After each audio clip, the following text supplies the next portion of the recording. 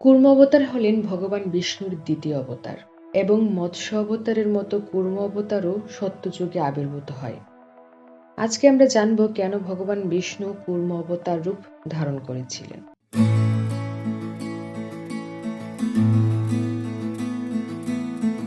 একবার ঋষি দুর্বাসা স্বর্গে ভ্রমণকালে দেবরাজ ইন্দ্রের সাথে দেখা হলে তাকে পারিজাত ফুলের মালা উপহার স্বরূপ প্রদান করেন। দেবরাজ ইন্দ্র মালাটিকে গ্রহণ করে তার বাহন ঐরাবতকে দেন। ঐরাবত ওই মালাটি নিচে ফেলে দেয় এবং পা দিয়ে পিষে ফেলে। ঋষি দুর্বাসা তা দেখে অত্যন্ত অপমানিত বোধ করেন এবং ক্রোধে তিনি ইন্দ্রকে অভিশাপ দেন এই যে তোমার স্ত্রী ভ্রষ্ট হবে। এদিকে দৈত্যগুরু শুক্রাচার্য তার মৃত সঞ্জীবনী বিদ্যার বলে ক্রমশই অসুরদের পরাক্রম করে তুলছেন। দেবগুরু বৃহস্পতির সামর্থ্য আর কুলিয়ে উঠতে পারছে না। লক্ষ্মী দেবী স্বর্গত্যাগ করলেন, দেবতারা স্বর্গরাজ্য হারালেন। অসুরগণ সবকিছু নিয়ে নেই দেবতাদের কাছ থেকে। তখন কোনো উপায় না পেয়ে দেবতারা ব্রহ্মার শরণাপন্ন হলেন। ব্রহ্মা সবকিছু শুনে তখন ভগবান বিষ্ণুর শরণাপন্ন হওয়ার জন্য উপদেশ দিলেন। ভগবান বিষ্ণু সবকিছু শোনার পর বললেন, ঋষি দুর্বাসার অভিশাপ এই সমস্ত কিছু হয়েছে।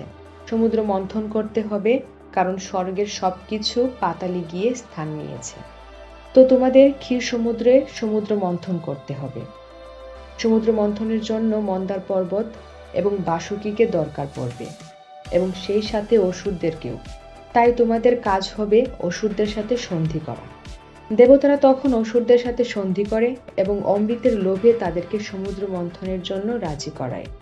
দানবরাজ বলি তখন অমৃত লাভের আশায় দেবতাদের সাথে সম্মিলিত হলেন সমুদ্র মন্থনের জন্য এবং তাদের নাগরাজ বাসুকীকে সমুদ্র মন্থনের জন্য প্রস্তাব দিলেন। অমৃতের লোভে বাসুকীও রাজি হয়ে গেলেন। এখন শুধু বাকি রইল মন্দার পর্বত। মন্দার পর্বতকে ক্ষীর সমুদ্রে নিয়ে যেতে হবে।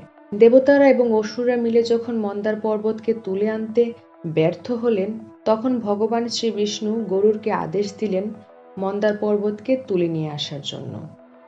আকাশপথে গরুর মন্দার পর্বতকে নিয়ে সমুদ্রের কিনারায় রেখে বাকিদের আসার জন্য অপেক্ষা করতে লাগলেন।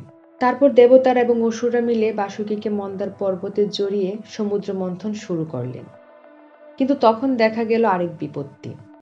পর্বতের ভারে সমুদ্রে তা তলিয়ে যেতে শুরু করলো।